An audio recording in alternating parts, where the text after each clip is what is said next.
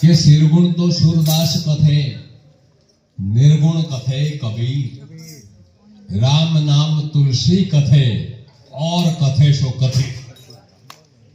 श्रीगुण में सूरदास प्रज्ञाचक्षु हता, पण एने जे कृष्ण भक्तिना पदो लख्या छे एना तोले कोई आवी शके नहीं। एम निर्गुण में पण कबीर साहेब ने कोई पहुंची शके नहीं। कोईए पण निर्गुण ની વાત કરી હોય તો કબીર સાહેબ ને લાવવા પડે। શ્રીગુણ તો સુરદાસ કથે, निर्गुण कथे कबीर, राम नाम तुलसी कथे। तुलसीदास महाराजे रामचरित मानस में जे राम नामनो महिमा गायो छे एना तोले बीजू आवी शके आવું મહાપુરુષોએ લખ્યું છે। તો કબીર સાહેબનું સતનામ, નિરાત બાપુનું નિજ નામ અને દાદા મેકરણનું જી નામ, આ વાત એક જ છે, વાત જુદી છે નહીં। ભાષાનો ભેદ છે, જ્ઞાનમાં કોઈનો ઇજારો નથી। જ્ઞાન અનાદિ છે, જ્ઞાન કોઈ અમાર પાસે એવું નથી, જ્ઞાન તો અનાદિનું છે।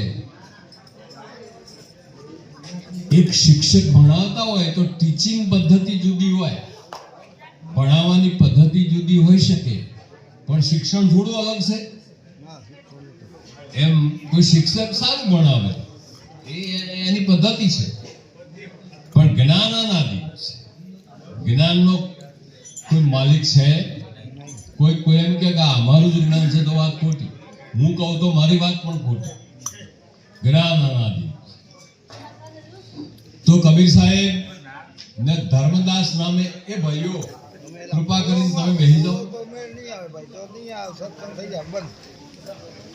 આ કોકનો ગોણ બગાડો છે ભલા માણસ, હું કાલે આવવાનું નથી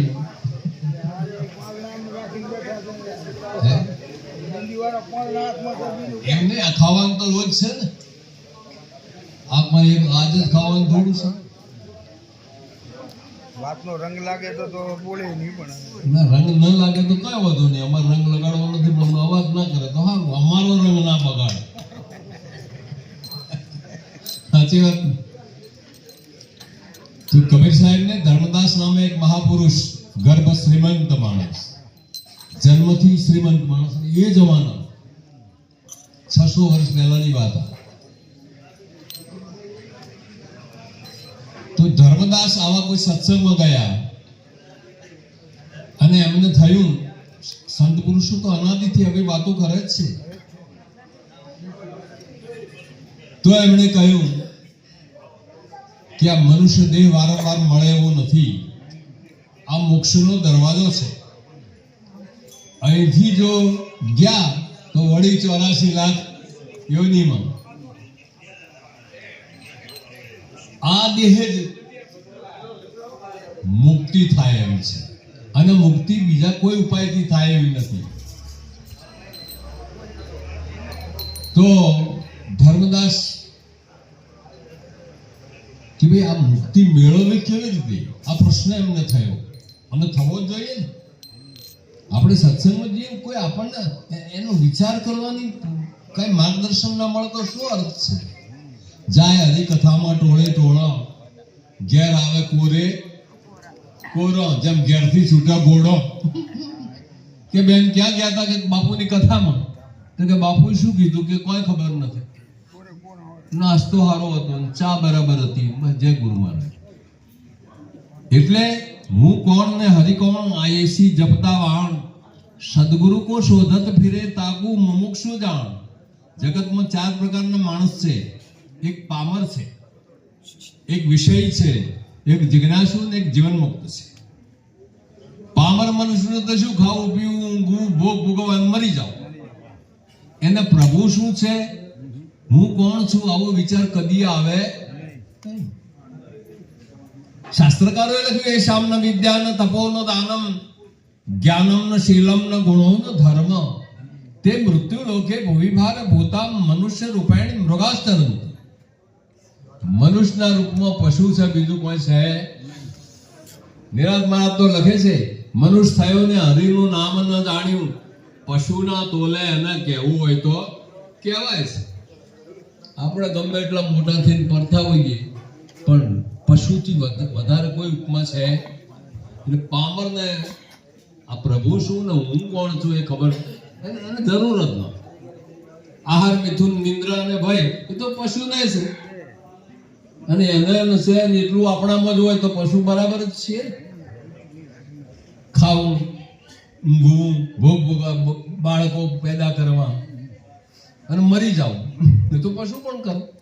એને બાળકો છે, એ બાળકોને જીવાડે છે.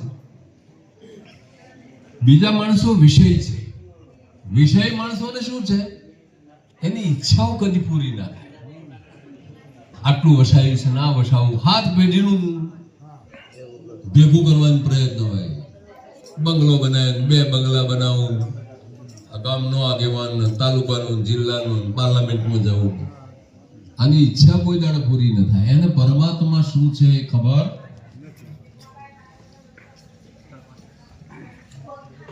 પામર વિષય જિજ્ઞાસુ માણસો, ત્રીજા પ્રકારના જિજ્ઞાસુ છે.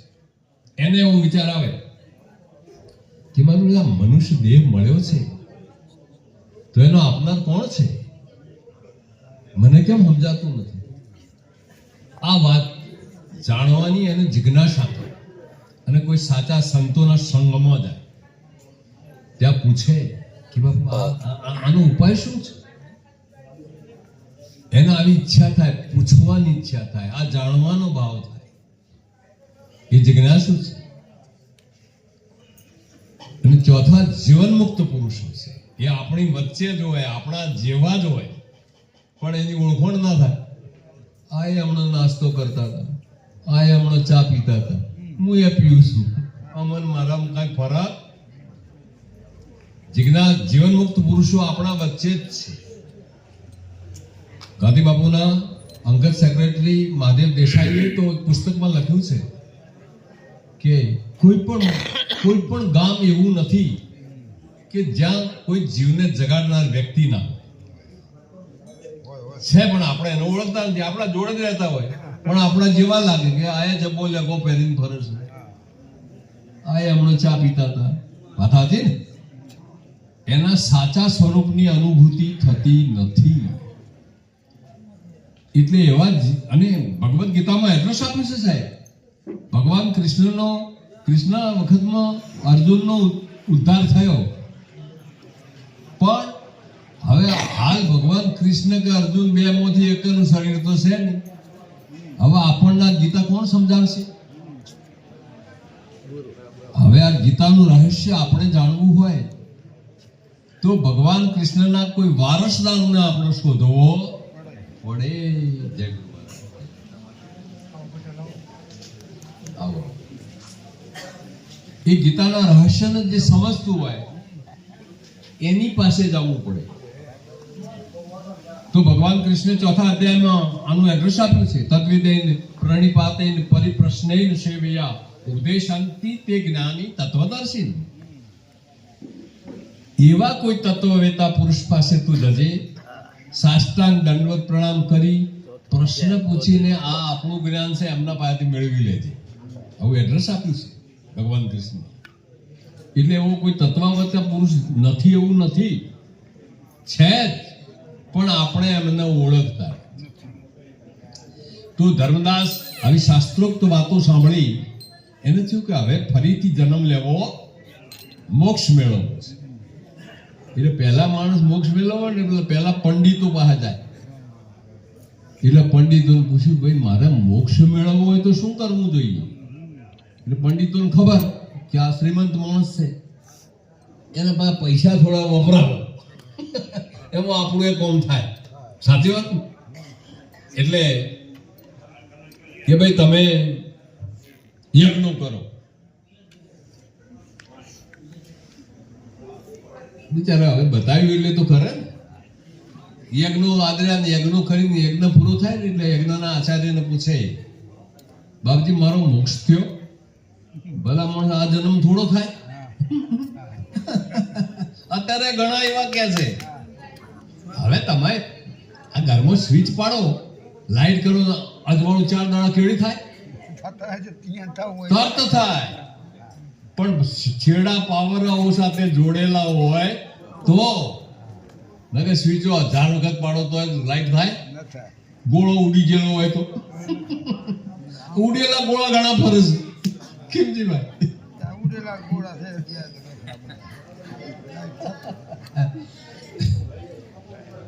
યજ્ઞ કર્યા વળી એમાં મેળ ના આવ્યો કે ના થાય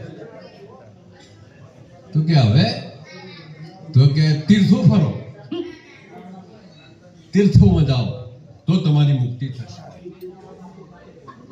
ધર્મદાસે તીર્થો મોટા મોટા ઘણા બધા માણસોને તીર્થયાત્રાઓ અત્યારે પણ કરાવે છે ને લોકો. પણ સંતોએ લખ્યું, અરે કાશી મથુરા તું તીરથ જાવે, કોટિક વાર ગંગાજી મનાવે, તોય હરી તારા હાથ ન જાવે, ગુરુજી વિના તને કોણ છોડાવે.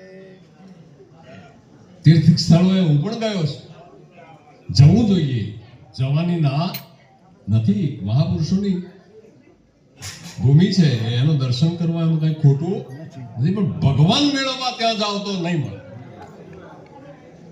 ભગવાન મેળવવાના આશયથી કોઈ તીર્થોમાં જતું હોય તો મળવાના નહીં. સાચી વાત છે.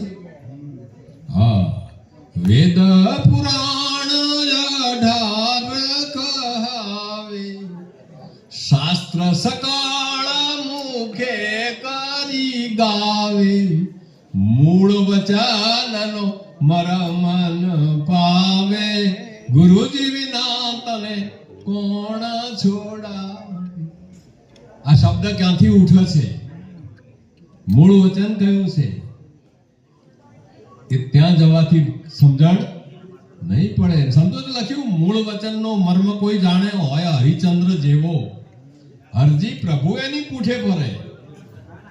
તમે જુઓ સાહેબ, ભગતને ખોળવા ભગવાન ફરે, ભગવાનને ખોળવા ભગતને જવું પડે નહીં. બિલકુલ બિલકુલ હકીકત છે સાહેબ. સંત ચાલે ત્યાં હું આગળ ચાલું, સંત સુવે ત્યાં હું જાગું, કોઈ મારા સંતની નિંદા કરે તો કુળ સહિત એનું ભાગું. ખરું? લક્ષ્મીજી અરધાંગના મારી, એ મારા સંતોની દાસી, કોટી તીરથ મારા સંતોના ચરણે, કોટી ગંગા ને કોટી કાશી. તમે જુઓ તો ખરા, આપણે હું બોલું છું, આ તો નરસિંહ મહેતાએ લખ્યું છે. બેસીને ગાય તો હું ઊભો ઊભો સાંભળું, ઊભા ગાય ત્યાં હું નાચું, વૈષ્ણવજનથી પળ નથી અળગો, ભણે નરસૈયો સાચું. આટલો મોટો મહિમા છે. તો તીર્થ ક્ષેત્રોમાં ગયા ધર્મદાસ, યજ્ઞો કર્યા, ભંડારા કર્યા, જેને જેમ બતાવ્યું બિચારા કર્યું. પછી વળી પંડિતોએ કહ્યું કે તમે કાશી જઈને કરવત મુકાવો. એ પણ હતું જ ને, કાશી જઈને કરવત મુકાવો. ધર્મદાસ નક્કી કર્યું કે મુક્તિ તો મેળવવી જ છે. કાશી ઉપડ્યા, કાશીમાં એન્ટ્રી થઈ ધર્મદાસ. કબીર સાહેબ ઓ એક મોટું રત્ન રોળાઈ જવા કાશીના ધામમાં આવે છે. એને રોળાવા દેવું સંતનો આ જ આશય બાપુ. સંતને એમ કે અમારા જેવો જ જીવાત્મા છે, આ ભૂલો પડ્યો છે. સંતોને બીજું કઈ લેવું પોતાના જેવો છે, પણ ભૂલો પડ્યો છે, તેને યોગ્ય માર્ગે વાળવાની એમની ભાવના હોય. કબીર સાહેબને ખબર પડી કે ધર્મદાસ નામને એક મહાન શ્રીમંત માણસ કરવત મુકાવા આવે છે. એમને શોધી કાઢ્યા. પેલા પંડિતોએ કીધું ભાઈ એક કામ કરો, ગંગાજી નહીં આવો અને પછી કરવત મુકાય. ધર્મદાસ ગંગાજીમાં સ્નાન કરવા જાય છે. કબીર સાહેબ નક્કી કર્યું આ ધર્મદાસ છે. પાછળ ગયા. ધર્મદાસ ગંગાજીમાં સ્નાન કરી સૂર્યદેવના અર્ધ અર્પણ કરે છે. કબીર સાહેબ પાછળ દાખલ થઈ ગયા અને એક દોડિયું લઈને પાણી આમ ફેંકે કિનારા તરફ. કબીર સાહેબ ને ધર્મદાસને પોતાના તરફ વાળવો જ તો અવાજ થયો ને ધર્મદાસે પાછળ જોયું. આ દોડિયું લઈને પાણી તે કોઠા બાર તો જાતું નથી એટલે તરત જ જો શિષ્યને પહેલું બોલવા દીધું. કબીર સાહેબ પૂછ્યું નથી એને કશું, પણ અવાજ કર્યો ને એટલે ધર્મદાસ પાછા ફર્યા અને જોયું અને કહે છે, અરે મહાત્મા તમે શું કરો છો?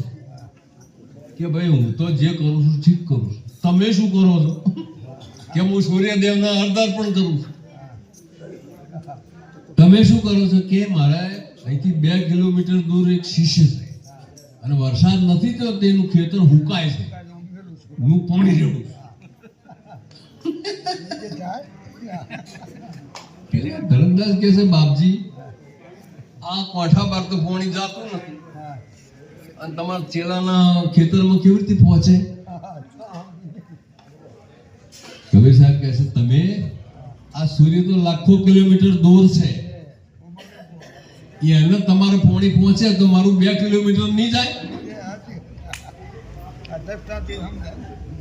સાહેબે પકડ્યો, ધર્મદાસને પકડ્યા છે. સંતનું તો આ છે ને શબ્દથી એનો ટંકાર થયો, બહુ એને વિચાર થયો મને વાત તો લાખો કિલોમીટર સૂર્યદેવ અને એને જો હું પાણી પોકાડતો તો પહોંચતું તો નથી. બાપુની વાત સાચી છે. પાછા ફર્યા બાપુના સાથે વાત કરવા માટે. બાપુએ સવાલ કર્યો, બાપુને બોલાવો જ તો સંતને જગાડવો જ હોય છે કે પણ ભાઈ તું આ બધું કરે છે શું કરવા? સૂર્યદેવના અર્ધ અર્પણ. કે બાપુ લોબી કથા છે, વાત કરું? કે કરો તો કે બાપુ મારે મુક્તિ મેળવવી છે, મોક્ષ મેળવવો છે. મેં આ કર્યું યજ્ઞો કર્યા, આ બધું કર્યું, પણ મને મુક્તિ મળી નથી. એટલે હવે છેલ્લો ઉપાય છે કરવત મુકાવું એટલે મુક્ત થઈ. અરે ઘોડા પકડ્યો હાથ કબીર સાહેબ. મુક્તિ કદી ન થાય જ્ઞાન વિના, મુક્તિ કદી ન થાય તમે કરો ને કોટી ઉપાય. બુડા આ મુક્તિનો માર્ગ છે? આ તો કમોતે મરવાનો ધંધો આદર્યો. વળ પાછો સાહેબે એને બ્રહ્મ વિદ્યાનો ઉપદેશ કર્યો છે. અને આવો એક મોટો શિષ્ય તમે જુઓ, ધર્મદાસ. હું તો હરિદ્વાર ગયો છું, કાશી ગયો છું, બધે ગયો છું. ત્યાં જો ધર્મશાળાઓ હોય તો ત્યાં તમે કબીરવડ જાઓ, ધર્મદાસના નામની તકતી. સાચું ને? આવું બધી જગ્યાઓ બનાવી છે. એટલે શિષ્ય આવો પાક્યો તો સાહેબને આખી દુનિયામાં ખ્યાતિ વધારી. મારો કહેવાનો ભાવ એ છે કે હવે મારે બોલવું નથી, ગરબડિયા દેવ બંધ થાય એમ નથી, બધા રસ ખાવામાં છે. એટલે ભલે ખાઓ, મને વાંધો નથી, પણ